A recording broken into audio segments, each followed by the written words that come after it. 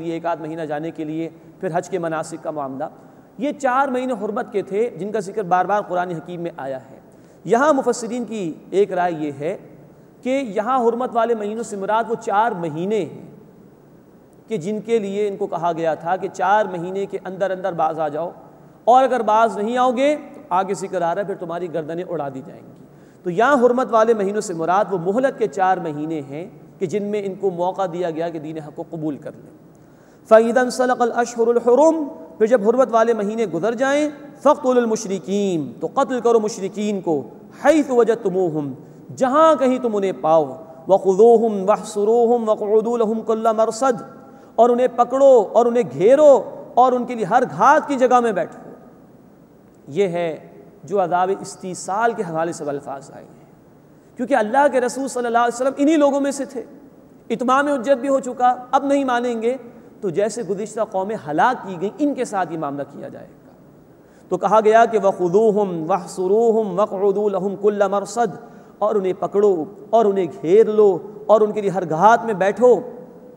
لیکن پھر قرآن کا توازن دیکھیے، فَإِن تَابُوا، بس اگر وہ توبہ کر لیں، وَأَقَامُوا الصَّلَاةَ، اور نماز قائم کریں، وَآتَوُا الزَّكَاةَ، اور زکوٰۃ ادا کریں، فَخَلُّوا سَبِيلَهُمْ، تو ان کے راستے کو چھوڑ دو، پھر ان پر کوئی حرج نہیں ہے۔ ان اللہ غفور الرحیم، بے شک اللہ بہت بخشنے والا مسلسل رحم فرمانے والا ہے۔ یعنی جنگ برائے جنگ نہیں ہے، اگر وہ قبول کر لیں دین حق کو تو ٹھیک ہے، پھر ان کا راستہ چھوڑ دو۔ یہی وجہ ہے کہ اللہ کے رسول صلی اللہ علیہ وسلم نے فرمایا ہے، بخاری شریف کی حدیث ہے، مجھے قتال کا حکم دیا گیا ہے یہاں تک کہ لوگ گواہی دیں کہ اللہ کے سوا کوئی معبود نہیں اور محمد صلی اللہ علیہ وسلم اس کے بندے اور رسول ہیں، اور وہ نماز قائم کریں اور وہ زکوٰۃ ادا کریں۔ ان 2 عبادات سے اظہار ہو جائے گا یہ ایمان والے ہیں۔ پھر آپ صلی اللہ علیہ وسلم نے فرمایا اگر وہ یہ کر لیں تو انہوں نے مجھ سے اپنی جان اور مال کو محفوظ کر لیا سوائے اسلام کے حق کے، یعنی دنیا میں اگر کوئی ایسا جرم کریں گے جس پر سزا ہے قتل کی ہمارے دین میں، وہ تو نافذ ہوگی اور ان کا معاملہ اللہ کے حوالے ہے۔ تو شہادت، نماز کا قیام اور زکوٰۃ کی ادائیگی کی حد تک قتال ہوگا۔ یہی وہ بات ہے اللہ کے رسول صلی اللہ علیہ وسلم کی، اور قرآن کی یہ آیت ہے جس سے استفادہ کیا تھا حضرت ابوبکر صدیق رضی اللہ تعالی عنہ نے۔ جب ان کے دور میں کچھ لوگوں نے زکوٰۃ ادا کرنے سے انکار کیا تو آپ رضی اللہ تعالی عنہ نے فرمایا کہ میں ان کے خلاف قتال کروں گا، اس سے کہ قرآن کی آیت بھی کہہ رہی کہ نماز بھی قائم ہوگی، زکوٰۃ بھی ادا ہوگی، پھر قتال ختم ہوگا۔ اور بخاری شریف کی حدیث میں بھی اللہ کے رسول صلی اللہ علیہ وسلم نے یہی بات ارشاد فرمائی، فَإِن تَابُوا وَأَقَامُوا الصَّلَاةَ وَآتَوُا الزَّكَاةَ، بس اگر وہ توبہ کر لیں اور نماز قائم کریں اور زکوٰۃ ادا کریں، فَخَلُّوا سَبِيلَهُمْ، تو ان کے راستے کو چھوڑ دو۔ ان اللہ غفور الرحیم، بے شک اللہ تعالیٰ بہت بخشنے والا مسلسل رحم فرمانے والا ہے۔ اب پھر قرآن کی خوبصورت تعلیم کو دیکھیے، واقعتاً یہ اللہ کا کلام ہے۔ انسان کے کلام میں تعصب ہو سکتا ہے، انتہا پسندی ہو سکتی ہے، اللہ کے کلام اور اس کی تعلیمات میں توازن دیکھیے۔ وَإِنْ أَحَدٌ مِّنَ الْمُشْرِكِينَ اسْتَجَارَكَ، اور اگر مشرکین میں سے کوئی اے نبی صلی اللہ علیہ وسلم آپ سے پناہ مانگے، فَأَجِرْهُ، تو اسے پناہ دے دیجئے، حَتَّى يَسْمَعَ كَلَامَ اللَّهِ، یہاں تک کہ وہ اللہ کے کلام کو سن لے، ثُمَّ أَبْلِغْهُ مَأْمَنًا، پھر اسے اس کی امن کی جگہ پہنچا دیجئے، ذَلِكَ بِأَنَّهُمْ قَوْمٌ لَا يَعْلَمُونَ، یہ اس لیے ہے کہ وہ علم نہیں رکھتے ہیں۔ بعض لوگ کہتے ہیں کہ یہ آیات قرآن میں جو آ گئی ہیں اس میں تو بڑی خطرناک باتیں بیان کرتی ہیں، یہ دین قتال کی بات کرتا ہے، جنگ کی بات کرتا ہے۔ تو پہلی بات ہے ہم دیکھ چکے ہیں سورۃ الانفال آیت نمبر 39 کی روشنی میں، قتال کا حکم اس لیے ہے کہ فتنہ ختم ہو جائے اور دین، سسٹم آف لائف اللہ کے لیے ہو جائے، جس سے انسانیت کو انصاف میسر آئے گا اور ظلم کا خاتمہ ہو جائے گا۔ مزید نوٹ کیجئے، کوئی بھی جنگ کا میدان ہو، وہاں پر اگر کوئی سپہ سالار ہے، کسی فوج کا سربراہ ہے، ظاہری بات ہے کہ وہ اپنی فوج کا مورال بلند کرنے کی کوشش کرے گا، تو وہ یہی کہے گا جہاں کی تمہیں دشمن ملے اس کی گردن اڑا دو۔ یہی تعلیمات قرآن نے دی ہیں۔ جنگ کا میدان آ گیا، اب جو سامنے ہیں یہ اللہ کے دین کے راستے میں رکاوٹ ہے، اور جب یہ رکاوٹ بنتے ہیں تو زمین پر بے انصافی ہوتی ہے، ظلم ہوتا ہے، ان کے ہاتھ توڑے جائیں گے۔ لیکن اسی کے ساتھ قرآن یہ کہہ رہا ہے عین میدان جنگ میں بھی کوئی کافر کہتا ہے مجھے پناہ دے دو تاکہ میں تمہارا کلام سن لوں، تو دین کہہ رہے ہیں اے نبی صلی اللہ علیہ وسلم اس کو پناہ دے دیجیے۔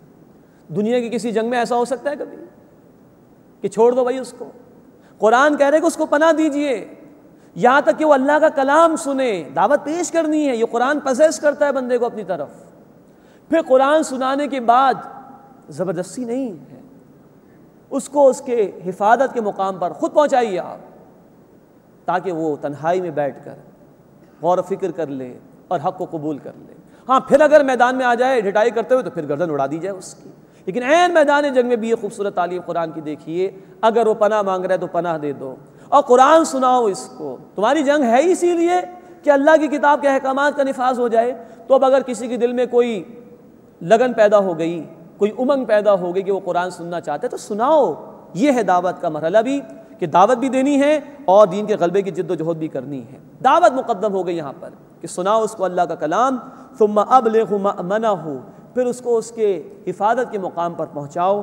ذالک بانہم قوم لا یعلمون, یہ اس لیے کہ وہ علم نہیں رکھتے, ان کے علم میں نہیں کہ قرآن کیا ہے, اللہ کی کتاب کتنی خوبصورت ہے.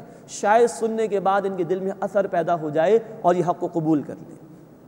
یہ پہلا رکوع مکمل ہوا جو کہ ذی القعدہ سن 9 ہجری میں نازل ہوا تھا. اب 2 رکوع آ رہے, رکوع نمبر 2 اور 3. یہ فتح مکہ سے پہلے نازل ہوئے ہیں جبکہ مسلمان مدینے میں تھے. ان کو ابھارا جا رہا ہے مکے والوں کے خلاف اقدام کے لیے, اور یہ 2 رکوع قرآن حکیم میں بہت ہی انقلابی مزاج کے ہیں. مدینے میں ان صحابہ کرام کو مکے والوں کے خلاف اقدام کے لیے تیار کیا جا رہا ہے کہ جن کے رشتہ دار مکے میں تھے, کسی کا باپ, کسی کا بھائی, کسی کے اور رشتہ دار. تو یہ ثابت کیا جا رہا ہے کہ اصل رشتہ ایمان کا ہے, اصل حق اللہ اور اس کے دین کا ہے, بقیہ حقوق اس کے نیچے اور تابع ہیں. تو صحابہ کرام رضی اللہ تعالی عنہم اجمعین کو تیار کرایا جا رہا ہے اپنے رشتہ داروں کے خلاف اقدام کے لیے, تاکہ یہ مثال بھی دنیا کے سامنے قائم ہو جائے کہ اللہ کے ماننے والوں کے رشتوں کی بنیاد محض خونی رشتے نہیں تھے, ان کی اصل بنیاد ایمان کا رشتہ تھا. بہت انقلابی مزاج کی آیات ہیں جو اس مقام پر اب آ رہی ہیں. فرمایا رکوع نمبر 2 شروع ہو رہا ہے. صلح حدیبیہ کا بھی ذکر آئے گا کہ جو توڑ دی تھی مشرکین مکہ نے, اور اس کے بارے میں کچھ ہدایات دی جا رہی ہیں اور مکے والوں کے خلاف اقدام کے لیے تیاری کرائی جا رہی ہے.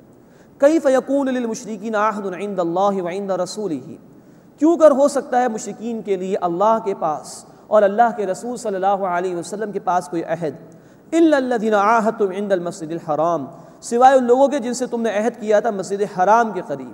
یہ اشارہ ہے صلح حدیبیہ کی طرف. سن 6 ہجری میں مسلمان جا رہے تھے عمرہ ادا کرنے کے لیے, حدیبیہ کے مقام پر مشرکین نے روک دیا, پھر صلح ہو گئی, یہ معاہدہ ہو گیا تھا. لیکن نوٹ فرمائیے 6 ہجری میں صلح ہوئی اور 8 ہجری میں ایک قبیلہ تھا بنو بکر جو حمایت یافتہ تھا قریش کا, اس نے خلاف ورزی کر لی تو یہ معاہدہ ختم ہو گیا تھا. فرمایا فَمَا اسْتَقَامُوا لَكُمْ فَاسْتَقِيمُوا لَهُمْ, بس جب تک وہ تمہارے لیے اس عہد پر قائم رہیں, اے مسلمانوں تم بھی عہد پر قائم رہو. عہد کی پاسداری ضروری ہے لیکن اس حد تک جب تک کہ سامنے والی پارٹی عہد پر قائم رہے. ان اللہ یحب المتقین, بے شک اللہ تعالیٰ تقوی اختیار کرنے والوں یعنی اللہ کی نافرمانی سے بچنے والوں کو پسند فرماتا ہے. کیف وَإِن یظہروا علیکم, کیسے ہو سکتا ہے معاملہ یعنی صلح کا کہ اگر وہ تم پر غالب آ جائیں, لا يرقبوا فیکم الا ولا ذمہ, تو نہ تمہاری رشتہ داری کا کوئی لحاظ کریں نہ کسی عہد کا لحاظ کریں.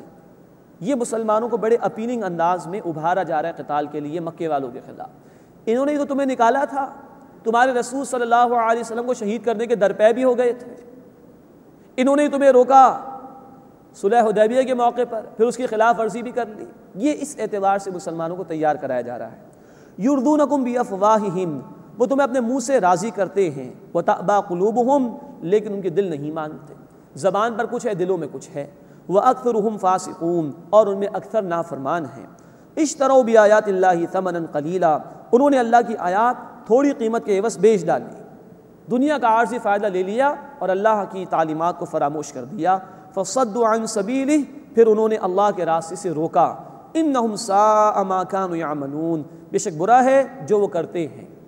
لا يرقبون فی مؤمن الا ولا ذمہ, وہ کسی مومن کے بارے میں نہ رشتہ داری کا لحاظ رکھتے ہیں نہ کسی عہد کا. وَأُولَٰئِكَ هُمُ الْمُعْتَدُونَ, اور یہی لوگ حد سے بڑھ جانے والے ہیں. پھر خوبصورت تعلیم آ رہی دین کی. فَإِن تَابُوا, بس اگر وہ توبہ کر لیں, وَأَقَامُوا الصَّلَاةَ, اور نماز قائم کریں, وَآتَوُا الزَّكَاةَ, اور زکوٰۃ ادا کریں, فَإِخْوَانُكُمْ فِي الدِّينِ، تو